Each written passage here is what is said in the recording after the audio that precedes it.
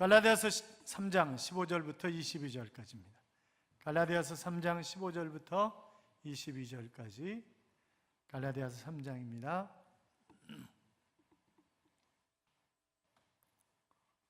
찾으셨으면 아멘.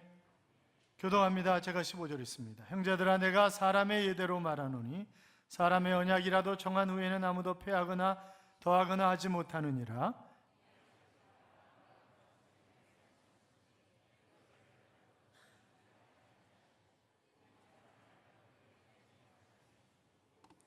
내가 이것을 말하노니 하나님께서 미리 정하신 언약을 430년 후에 생긴 율법이 폐기하지 못하고 그 약속을 헛되게 하지 못하리라. 내가 이것을 말하노니 하나님께서 미리 정하신 언약을 430년 후에 생긴 율법이 폐기하지 못하고 그 약속을 헛되게 하지 못하리라.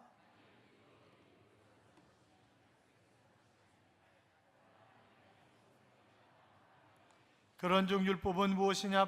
범법함으로 더하여진 것이라. 천사들을 통하여 한 중보자의 손으로 베푸신 것인데 약속하신 자손이 오시기까지 있을 것이라. 그러면 율법이 하나님의 약속들과 반대되는 것이냐? 결코 그럴 수 없느니라. 만일 능히 살게 하는 율법을 주셨더라면 의가 반드시 율법으로 말미암았으리라.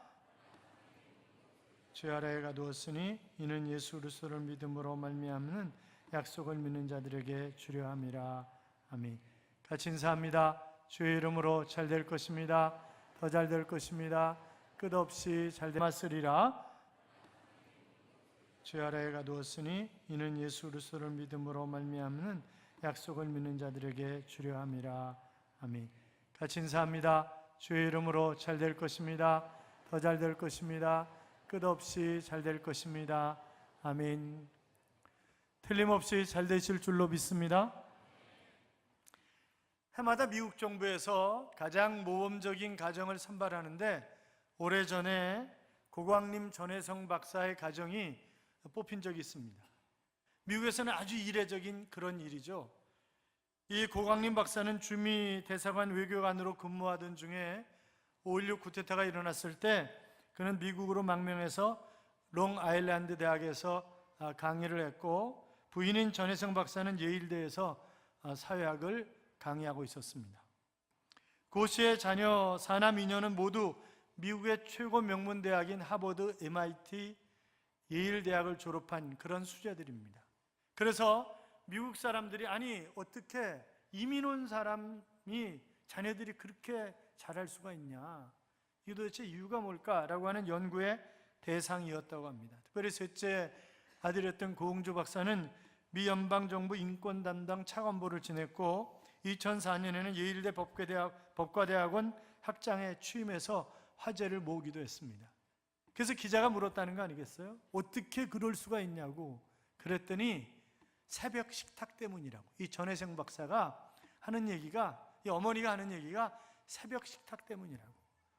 남편이 롱아일랜드 대학에 강의하러 가기 위해서 새벽 3시 52분 기차를 타야 되는데 새벽 3시면 가족들이 전부 일어나가지고 큐티하고 그래서 자녀들을 위해서 기도하고 그날 함께 할 일들을 나누고 이러면서 살다 보니까 하나님이 이렇게 잘 되게 하셨다고 그렇게 고백하더라는 거예요.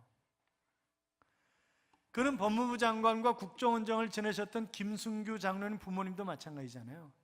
다 새벽마다 깨우는 거죠, 자식들을. 그런데 그게 너무 힘들었다는 거예요. 새벽같이 깨우니까. 또 아버지가 새벽기도 끝나고 어디를 가실 때면 새벽 3시면 여지없이 깨워가지고 말씀을 나누고 이러면서 하는 거래요. 그런데 나중에 보니까 그것이 우리를 살린 것이라고 하는 그런 고백을 하시는 것을 직접 들었습니다만, 여러분 그렇잖아요. 우리가 하나님이 중심이 된 가정, 늘 자녀들을 위해서 부모가 자식을 축복하고 하나님의 말씀대로 살려고 하는 그 가정을 하나님이 세워주시는 것 아니겠습니까? 하나님께서 여러분의 가정을 세워주셔서 신앙의 명문 가문을 이루어 가시기를 주님의 이름으로 축원합니다. 오늘의 본문은 당시 유대주의자들이 성경을 해석하면서 성경에 있어서는 뭐 얘기를 하지 마라, 우리처럼 전문가가 어디 있냐 라고 했던 바리새인들, 유대주의자들, 이들이 성경 해석을 엉터리로 하는 바람에 문제가 발생을 했고, 그래서 지금 사도 바울을 통해서 약속이라는 단어와 이 율법이라고 하는 단어를 반복적으로 대조시키면서 그들의 해석이 얼마나 잘못되어 있는가, 그래서 이 유대주의자들을 책망하는 것이 오늘 본문의 말씀이다, 그렇게 볼 수 있는데, 여러분, 성경이라고 하는 것이 무엇입니까? 성경은 죄인을 위해서 베풀어 주시는 하나님의 구원의 역사입니다. 이 구속사라고요. 그러니까 성경에는 하나님의 구원의 역사를 이루어가는데 필요한 것만 여기 기록해 놓은 거예요. 그렇지 않고 모든 것을 다 기록한다면 어떻게 이렇게 다 기록할 수 있겠어요? 여러분, 아담과 하와의 자식이 몇 명입니까? 대답 안 하시는 게 지극히 정상이에요. 왜냐면 몰라요. 수백 년 동안 애를 낳고 살았기 때문에. 그래서 가인이 아벨을 쳐 죽인 다음에 덜덜덜 떨면서 다른 사람들이 나를 죽일까 봐 겁난다고 그런 고백을 하잖아요. 이미 다른 사람들이 많이 있는 거예요. 그러니까 성경은 뭐예요? 구속 역사에 필요한 사람들만 기록한 것이지 다 기록하는 것이 결단코 아닙니다. 자, 15절부터 봐요. 본문 15절부터 18절까지 같이 읽겠습니다. 형제들아, 사람의 예대로 말하노니 사람의 언약이라도 정한 후에는 아무나 패하거나 더하거나 하지 못하느니라. 이 약속들은 아브라함과 그 자손에게 말씀하신 것인데 여럿을 가리켜 그 자손들이라 하지 아니하시고 오직 하나를 가리켜 네 자손이라 하셨으니 곧 그리스도라. 내가 이것을 말하노니 하나님의 미리 정하신 언약을 430년 후에 생긴 율법이 없이 하지 못하여 그 약속을 헛되게 하지 못하리라. 만일 그 유업이 율법에서 난 것이면 약속에서 난 것이 아니니라. 그러나 하나님의 약속으로 말미암아 아브라함에게 은혜로 주신 것이라. 아멘. 여러분, 우리가 성경을 신약과 구약이라고 그렇게 부르잖아요. 이것은 옛 약속과 새 약속이라고 하는 그런 의미입니다. 그러니까 구약이라고 하는 것은 예수 그리스도가 이 땅에 오시기 전에 주신 약속이고, 신약은 예수 그리스도가 이 땅에 오신 후에 주신 약속이 바로 신약이잖아요. 그러니까 우리가 믿음이라고 하는 것은 이 약속의 말씀을 믿는 것이 믿음이다, 그렇게 얘기할 수 있는데, 그러면 바르게 믿는 것이 무엇이냐? 그 바르게 믿는 믿음을 아브라함을 원형으로 세워서 설명하고 계시는 것을 볼 수 있는데, 아브라함이 본격적으로 등장하기 시작하는 것이 창세기 12장이죠. 창세기 12장을 펴봐요. 창세기 12장.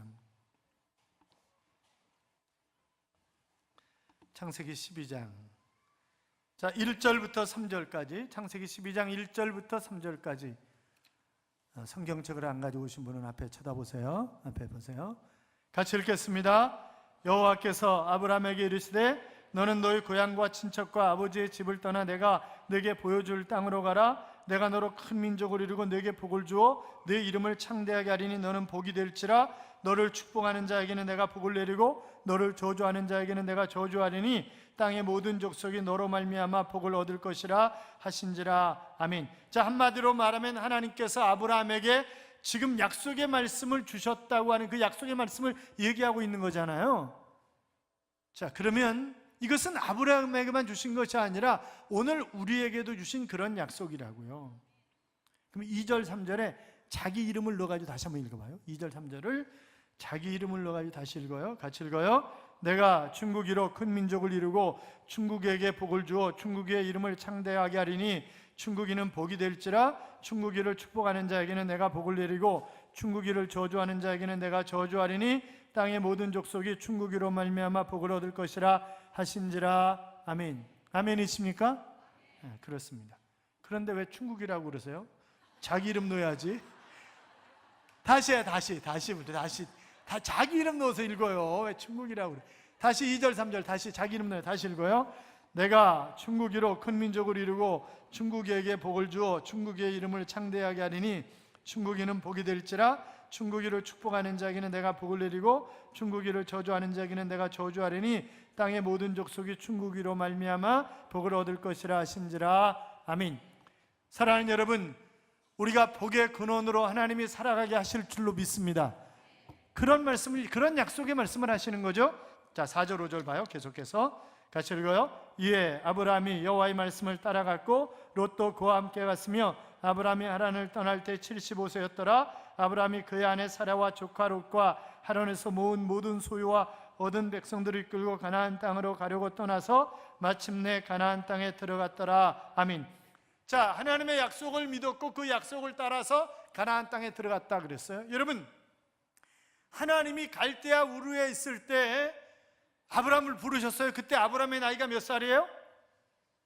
대답 안 하는 게 정상이라니까. 75세는 하란 떠날 때예요. 갈대아 우르 떠날 때는 몇 살인지 몰라요. 몇 살인지 몰라요. 그러니까 성경학자들이 하란에서 적어도 최소한 5년 이상 머물렀을 것이다, 그렇게 생각을 하는 거예요. 너희 본토 친척 아비집을 떠나, 그렇게 말씀하셨는데 반만 순종했어요. 아버지 다 데리고 갔잖아요. 아버지 데리고 다 가족들 다 데리고 갔어요. 그렇잖아요. 하란으로 갔어요. 그러니까 이 아버지 이름이 뭐예요? 데라. 뜻이 뭐예요? 지체하다, 연기하다. 그러니까 가나안 땅에 들어가는데 아버지가 늘 지체하고 연기시키는 거예요. 그래서 하란 땅에, 왜? 이 갈대아 우르 못지않게 하란 땅이 그 당시에 상당히 문화가 발달한 그런 도시였어요. 그렇기 때문에 지금 뭐하고 먹고 살았어요? 이 아버지가 우상 만들어서 팔고 먹고 살았어요. 그러니까 하란 땅에서도 그 일을 할 수 있는 거예요. 그래서 하란 땅에 머물러 있는 거예요. 그리고 아버지가 죽었을 때 드디어 가나안 땅을 향해서 갈 때가, 그때 나이가 75세였더라. 이제 그런 얘기잖아요. 그러니까 갈대아 우르에서 부를 때 몇 살이라고요? 몰라요. 그거 몰라요. 동방박사 몇 사람이에요? 모르는 게 답이라고 그랬어요. 몰라. 동방박사에서 사는 그 찬송가 만드는 사람이 만들어낸 얘기야. 그냥 저기 그 선물이 3가지니까 3사람일 거야, 이렇게 생각하는 거예요.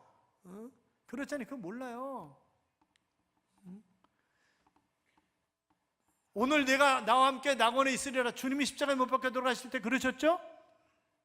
그때 누가 천국 간 거예요? 오른쪽에 있는 사람, 왼쪽에 있는 사람이에요? 모르는 게 답이라 그랬어요. 몰라요. 그냥 우리는 오른쪽은 좋은 쪽, 왼쪽은 나쁜 쪽 이러니까 오른쪽이라고 생각하는 거예요. 몰라요? 예수님 생일 언제예요? 이제 모르는 걸로 가는 거예요. 몰라요. 12월 25일 아니에요. 아니, 그날일 수도 있지만 아닐 수도 있어요. 12월 25일이 원래 이방신에게 제사 지내는 날이었어요. 그런데 지금도 이 캐롤송 어디서 제일 먼저 울려 퍼져요? 술집에서.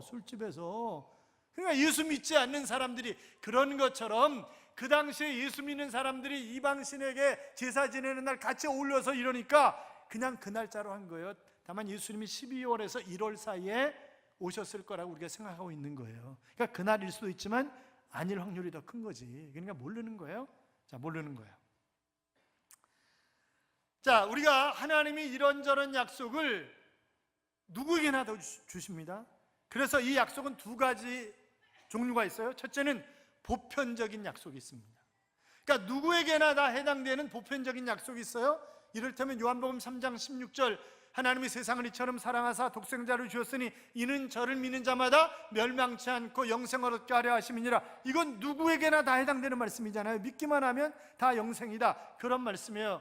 요한복음 11장 25절에 보시면 나는 부활이요 생명이니 나를 믿는 자는 죽어도 살겠고 무릇 살아서 나를 믿는 자는 영원히 죽지 아니하리라. 이것도 뭐예요? 다 마찬가지예요. 누구든지 믿기만 하면 절대 안 죽는다. 아니, 안 죽는다는 게 영적으로 안 죽는다고요. 그렇잖아요.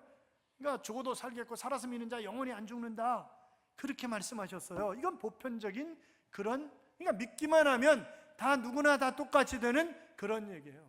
그러나 특수한 은혜가 있어요. 바울 이전에 사울이었을 때 다메섹에서 예수 믿는 사람들을 색출해서 잡아오려고 다메섹 도상으로 가다가 부활하신 주님을 만나잖아요. 사울아 내가 어찌하여 나를 핍박하느냐? 주여 누이시니까 나는 내가 핍박하는 예수라. 나는 너를 이방인의 사도로 세웠노라, 이렇게 말씀하시잖아요. 이거는 특수한 상황이에요. 사도 바울, 이 사울에게 그렇게 안 나타나시면 방법이 없는 거예요. 그렇잖아요. 제 얘기를 하죠. 제가 초등학교 2학년 때부터 교회 다녔어요. 초등학교 때 어른들 새벽기도 5시 하는 거, 어른들 새벽기도 다녔어요? 놀라시지도 않는구나. 그러니까 어른들 새벽기도 다녔어요. 초등학교 때. 이게 네 집 아들이냐 그러고 그랬어요. 초등학교 6학년 때 방학했어요. 그랬다 중3 때 다시 개학했어요. 중3 때부터 다시 교회 다니기 시작하면서 정말 열심히 했어요. 고등학교 때 오후 예배는 그 학생 성가대가 섰으니까 항상 성가대 쓰고, 학생회장하고 수원지구 학생연합회 회장하고 전국 학생연합회 부회장하고, 회장은 대학생이에요. 연세대학교 4학년 한천룡이라는 분이었는데 그분은 나중에 목사님이 되어서 성동교에서 목회하셨어요. 아마 은퇴하셨을 거예요. 지금 제 자랑하고 있는 거예요. 그러니까 고등학교 때 유일한 부회장이었어요. 그런데 제가 수원제일교회 종탑 밑에서 많이 잤다고요. 왜? 아버지가 싫어서. 돌아가신 아버지한테 좀 죄송한데 아버지가 싫어서 제가 종탑 밑에서 많이 잤어요. 그런데 그 전국 학생연합회 부흥회를 수원제일교회에서 한 때가 있었어요. 그때 종탑 밑에서 자는데 밤에 하나님이 사무엘을 부르셨던 것처럼 충구가 이러면서 부르시더라고요. 그러면서 내가 내 아버지야. 하나님이 내가 내 아버지야. 그래서 제가 일평생 하나님 앞에 저를 드리기로 헌신을 한 것입니다. 물론 딴짓거리 하려고 또 딴 데로 돌아다니고 이러다 얻어 터지고 신학교 가가지고 학생회장하고 이러면서 데모하고 그러다가 다시 시체로 끌어다 놓쳐놓는 한 절대 저는 신학교 안 옵니다. 그리고 군대 5년짜리 도망갔다가 사우디에 돈 벌러 가려고 그러다가 아버지 쓰러지고 다 이래가지고 결국 어쩔 수 없이 신학 했던 거 다 포기하고 1학년으로 다시 들어가고. 그러니까 제가 그 정상적으로 부르셨으면 딴짓거리 할 것 같으니까 하나님이 그렇게 부르신 거라고요. 그건 특수한 관계 속에서 부르신 거예요. 그렇잖아요. 그러니까 보편적인 부르심이 있고 특수한 그런 부르심이 있는데, 사랑하는 여러분 각자도 마찬가지예요. 여러분이 기도하다가 말씀을 듣다가 찬송을 부르다가 또 가만히 묵상하고 있는데 하나님이 나에게 어떤 그런 말씀을 주실 수가 있어요. 어떤 약속을 하실 수가 있어요. 그러니까 그거를 잘 기억하고 하나님의 말씀대로 순종하면 그 하나님이 나에게 시온의 대로를 여셔서 나를 잘되게 하시는 그런 복을 주시는 거라고요. 그러니까 나에게 뭘 약속하셨는가 이거를 잘 생각할 필요가 있어요. 나는 전혀 없는데, 아니 성경을 많이 읽어보세요. 그러면 시시때때로 하나님이 나에게 말씀을 통해서 얘기하시지, 뭐 내가 시장 가는데 충구가 너 오늘 참외 사라 이런 얘기는 안 하세요. 그런 얘기 안 하신다고. 그러니까 그거를 잘 생각해서 하세요. 그래서 히브리서 기자는 히브리서 11장 1장의 1절에 믿음은 바라는 것들의 실상이요 보지 못하는 것들의 증거니, 이렇게 말씀하셨잖아요. 그러니까 믿음이라고 하는 것이 눈에 보이는 것만이 믿음이 아니라는 거예요. 눈에 보이지 않지만 하나님이 약속하셨기 때문에 그것은 반드시 이루어진다고 믿는 것이 믿음이라는 거예요. 그러니까 믿음은 뭐예요? 약속을 바라보고 믿는 거예요. 자, 그런데 지금 이 율법학자들이, 바리새인들이, 유대주의자들이 무슨 얘기냐? 율법이다, 율법. 그러니까 지금 뭐예요? 사도 바울을 통해서 우리에게 허락하시는 말씀이 무슨 얘기냐? 율법보다 430년 전에 하나님이 약속을 주셨다, 이렇게 말씀하시는 거예요. 이 약속이라고 하는, 언약이라고 하는 단어는 유언이라고 하는 단어와 마찬가지예요. 그래서 이거 여러분 보세요. 사람도 마찬가지. 유언하고 죽었어요.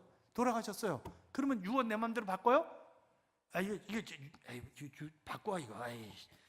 그거 안 돼요. 그거 안 돼. 그렇잖아요. 그러니까 지금 사회 보편적인 그 개념을 지금 성경이 얘기하고 있는 거예요.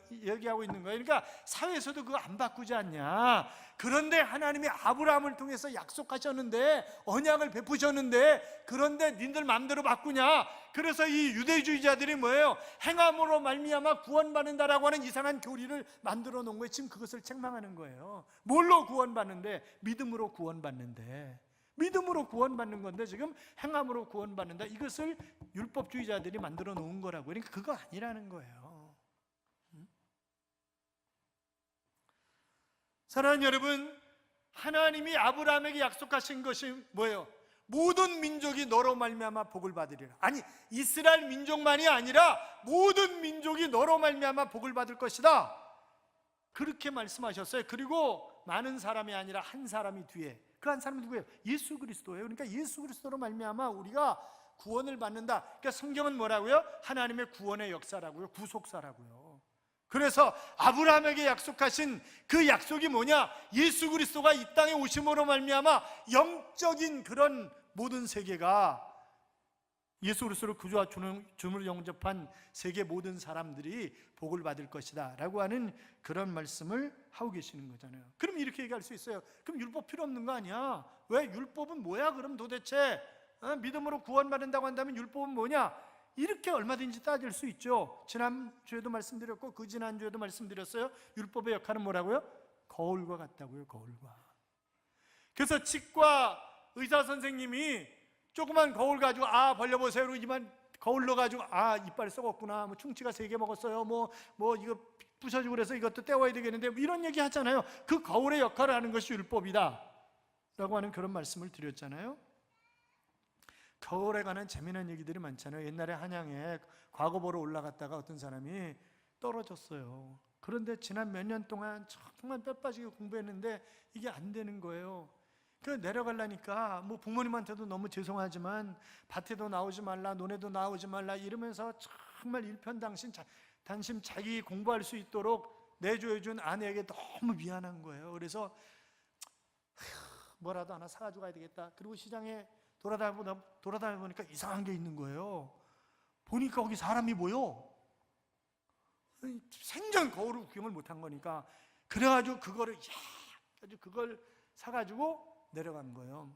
낮에 도착을 했는데 다 식구들은 밭에 나가 있고 자기 거울을 방에다 딱 걸어놨는데, 그리고 이제 자기도 여기저기 이제 돌아다니고 그러는데 부인이 방에 들어와 보니까 웬 여자가 있는 거예요.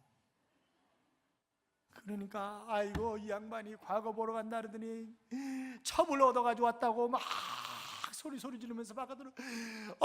어머니 좀 와보세요. 이 양반이 첩을 데려왔어요. 첩을 데려와서 막 소리 지르고 난리가 치니까 어디 보자 저 돌아보니까 어머니가 보니까 늙은 여인이네. 그러니까 야야야 걱정하지 마라. 야 네가 훨씬 더 이쁘고 야 늙은 여자 첩으로 데려다 뭐 하겠냐 막 그리고 막 걱정하지 말라고 막 소리 지르고 이러니까 영감님이들 왜 이렇게 집안이 시끄러우냐고 그러니까 아니 글쎄 이놈이 한양 가서 첩을 얻어왔는데 글쎄 노인네를 얻어왔다고 이제 이렇게 얘기를 하는 거죠. 그래가지고 아버지가 돌아가지고 거울을 보니까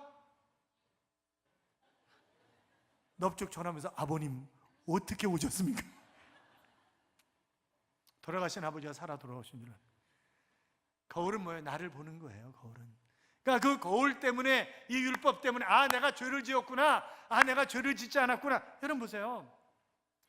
자동차가 처음 있을 때에는 오른쪽으로 가든 왼쪽으로 가든 아무런 상관이 없었어요. 그거는 길이 넓으면 뭐 오른쪽으로 가든 왼쪽으로 가든 가운데로 가든 아무런 상관이 없는데, 이게 차가 한두 대 많아지니까 상대방이 오면 비켜야 되잖아요. 그러니까 도로교통법이라는 것을 만들어가지고 우리나라 같은 경우는 차는 오른쪽으로 다녀라 그렇게 만든 거잖아요. 그건 뭐예요? 우리를 편리하게 하기 위해서 만드는 거예요. 도로교통법은. 그렇잖아요. 율법도 마찬가지예요. 그 율법이 우리를 망하게 하기 위해서 만든 게 아니라 이것은 하나님이 기뻐하시는 것이구나, 이것은 하나님이 기뻐하시는 것이 아니구나 라고 깨닫고 하나님 기쁘시게 하는 삶을 살아감으로 복 있는 인생을 살아가도록 하나님이 율법을 만드신 것이지, 율법이 필요 없는데 우리에게 주신 것은 결단코 아니라고요. 그렇잖아요. 그러니까 율법 필요 없는 거 아니에요? 다만 율법으로는 구원받을 수 없다. 왜? 다 지킬 수가 없어 그걸. 그렇잖아요. 그러니까 내가 천국 가기 위해서라도 율법으로는 안 되겠다. 언약으로, 약속으로 가는 것이지 이것이 율법으로 가는 건 아니다. 믿으십니까?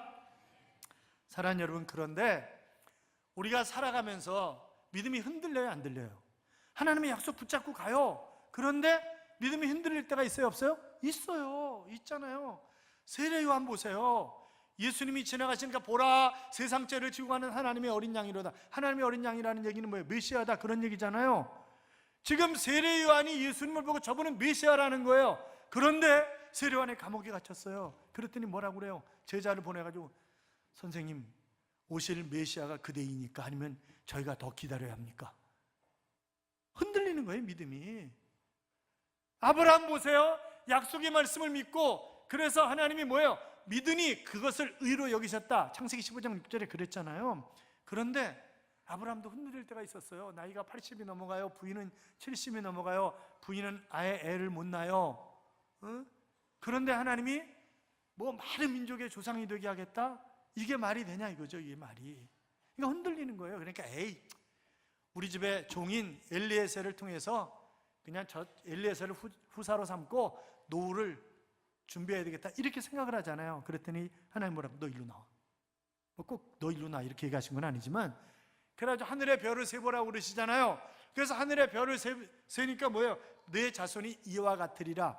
그것을 믿으니 의로 여기셨더라. 그런 거잖아요. 그러니까 우리 흔들릴 수 있어요. 그러나 걱정하지 마세요. 왜? 우리가 감당할 것밖에는 허락하시지 않아. 우리가 감당하지 못하면 피할 길을 내셔. 그러니까 우리가 걱정할 필요가 없어요. 사랑하는 여러분, 우리가 구원받은 것 믿음으로 구원받은 것입니다. 구원받으신 분들은 크게 한번 아멘. 나는 죽으면 어디 갑니까? 천국 갑니다. 왜? 내 죄 때문에 예수님이 십자가에 못 박혀 돌아가셨고 나는 그 예수님을 믿고 내가 믿음으로 말미암아 구원받았기 때문에 나는 죽었다 깨어나도 천국 갈 수밖에 없는 사람들이다. 믿으십니까? 그러므로 이제 구원받은 하나님의 백성으로서 내가 하나님의 뜻을 따라, 여러분 보세요. 네가 우리 가문을 더럽히냐, 그런 얘기 하잖아요. 그렇잖아요. 그러니까 가문에 걸맞지 않은 삶을 살아갈 때 네가 가문을 더럽힌 놈, 너는 가문을 더럽힌 놈이다, 이러고 그러잖아요.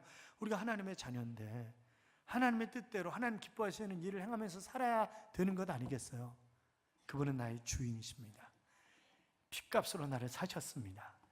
그분으로 말미암아 나는 구원받았기 때문에, 그래서 그분이 기뻐하시는 그런 삶을 아름답게 살아 날마다 하나님 동행하심으로 승리하는 삶을 살아가는 귀한 하나님의 자녀들이 되시기를 주님의 이름으로 축원합니다.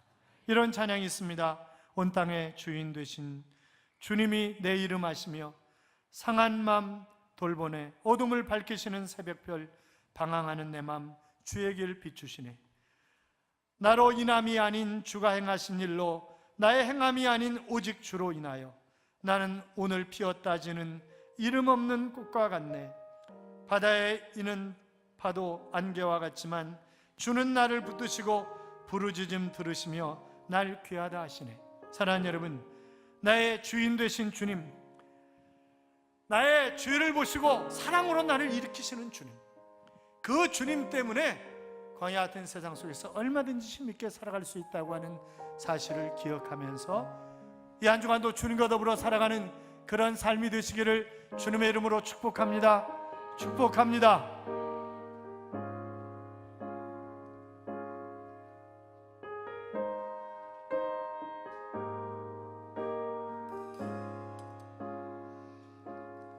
온 땅의 주인 되신 주님이 내 이름 아시며 상한 맘 돌보네. 어둠을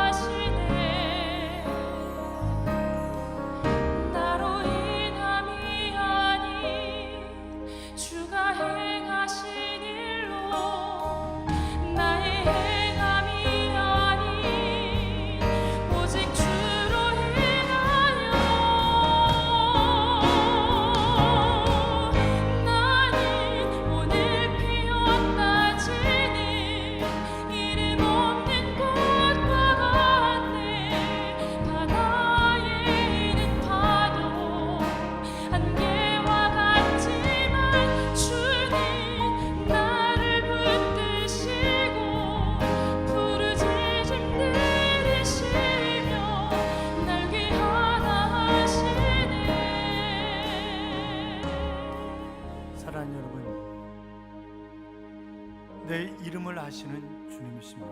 우리의 이름은 생명책에 기록이 되어 있습니다.